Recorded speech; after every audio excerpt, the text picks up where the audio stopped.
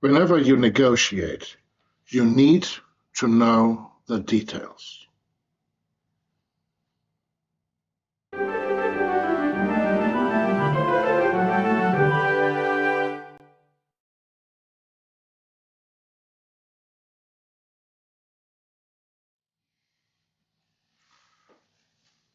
So,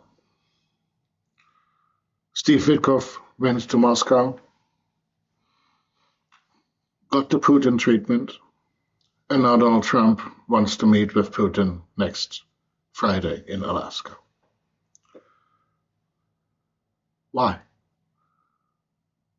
Probably because Putin let it be known that he's interested in a solution. I've read, and that may be wrong, that Steve Witkoff doesn't really know the details about the territories. And we hear in from what Trump says that there may be territory swaps or stuff like that. This is a sign that there's a confusion about what this conflict is about. Putin is not interested in having a functioning relationship with Ukraine as an independent state outside of his influence. He is not interested in territory either, primarily. If he's interested in territory, then because he believes, like any good Soviet leader, this is where he grew up. Soviet Union may be over, but the materialist thinking is still there. He believes probably that natural resources are good to have. And as someone who grew up under Soviet influence, I know very well that the Donbass region has lots of natural resources, and so do the waters around Crimea. So that could be a secondary motivation. Russia has enough resources. They may be difficult to get to, but it has enough resources.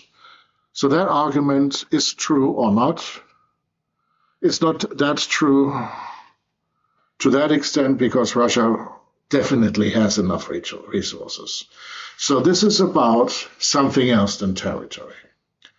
This is about what Putin believes Russia's place to be in the world, in history, and in the future.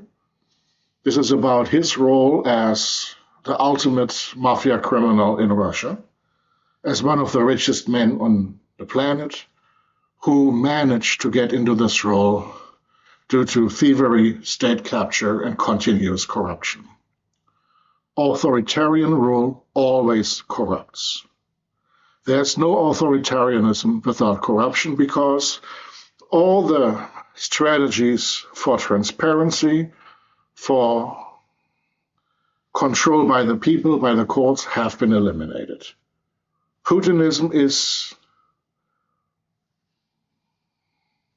if it's anything, it is organized corruption. It is the belief in ultimate control, which is why the term oligarchs hasn't been true for a while because there are no oligarchs at all. An oligarch term, the term oligarch means there's some form of power attached to it. Putin doesn't allow anybody power than people that are completely under his control. So there used to be an oligarchy around Putin, but that power is gone. So this is about Putin, his power, his control, and his stated mission of controlling Eurasia from Lisbon to Vladivostok. A democratic Western Ukraine is antagonistic to this aim. At least that is how I and many others like me are seeing the situation.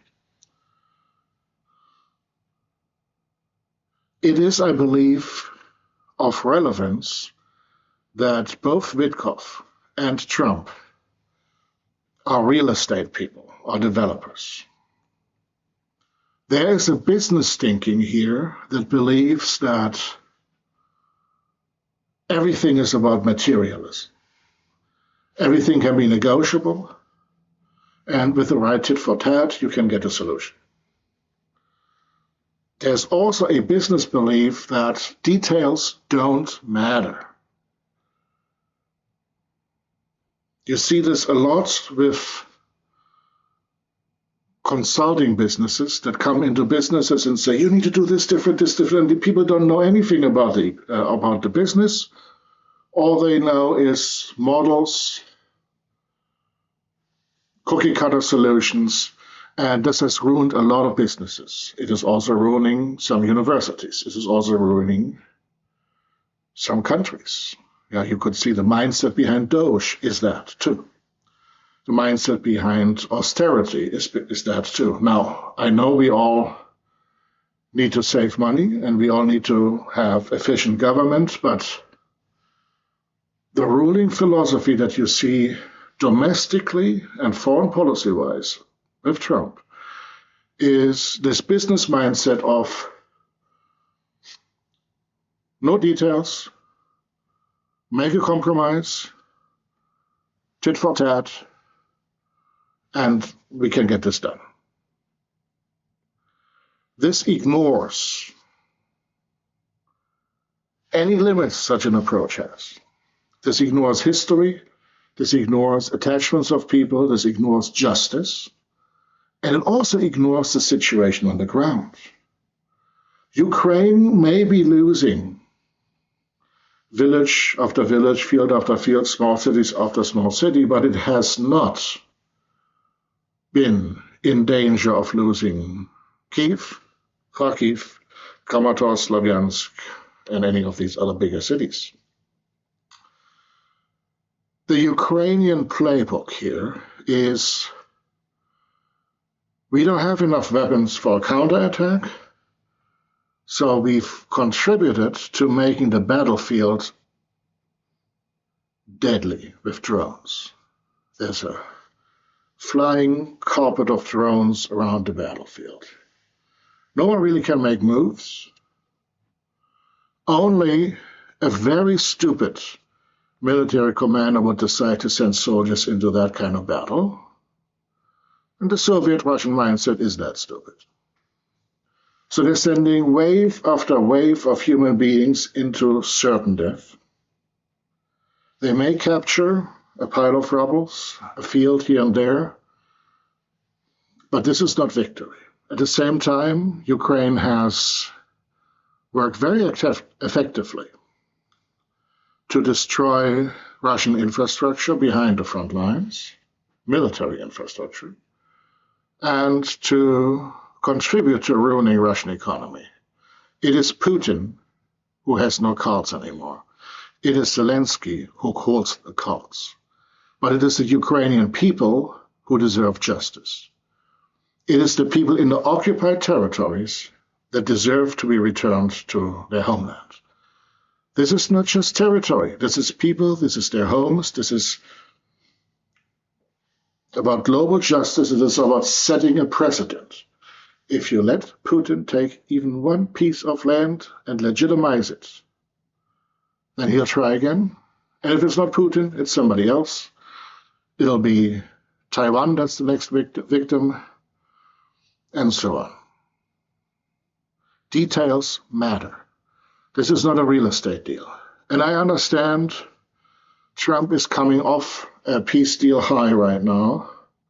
He negotiated something maybe between India and Pakistan, between Thailand and Cambodia, and just yesterday between Armenia and Azerbaijan. All fantastic news. Kudos. These, however, were not conflicts on the same scale. India-Pakistan could have been catastrophic, but India and Pakistan also know that, and they've been playing this game for a while. Horrible game, but Thailand, Cambodia, no comparison either. Cambodia could not withstand Thailand. Armenia and Azerbaijan mainly was about Nagorno-Karabakh. I grew up listening to this conflict in the 90s. This has been an old thing going on, but now that Armenia has been defeated, basically signing off on that, given also the tensions between Russia and Azerbaijan, that was also not that difficult. Not to diminish what's happened, but it is not as complicated. Russia and Ukraine is complicated because Russia does not believe that Ukraine should exist. Or the Russian state opinion is that. And yes, in the past, you could make the argument Russia and Ukraine were intertwined like that, but this war has destroyed that idea. This war has made it impossible for the foreseeable future for Russians and Ukrainians to be friends. Many Russians don't seem to understand that. It's shocking to me. But that's the apolitical or even anti-political attitude within a dictatorship. So, what's the message here? Zelensky already pushed back, the Europeans pushed back. Hopefully, Donald Trump realizes that he can't treat this like any other easy situation. This has to be done right. We have the chance here to create a Russian defeat that will eventually benefit Russia. This is about deterrence of further Russian aggression. This is also about deterrence of Chinese aggression. Russia is committing something amounting to a genocide. Russia's interests are not territory. If it was that, the war probably would have been fought differently. This is important. Details matter. A business mindset is good for business, but not for foreign policy. And don't get me started on realpolitik, because realpolitik only gets us into appeasing the strong man. Yeah, so I guess that's where we are. So now we are all looking at this with trepidation, anticipation. Let me also say it is principally a good thing that people are talking, but don't underestimate the manipulative malevolence of Vladimir Putin. We've seen this in action for a while. Okay, that's it.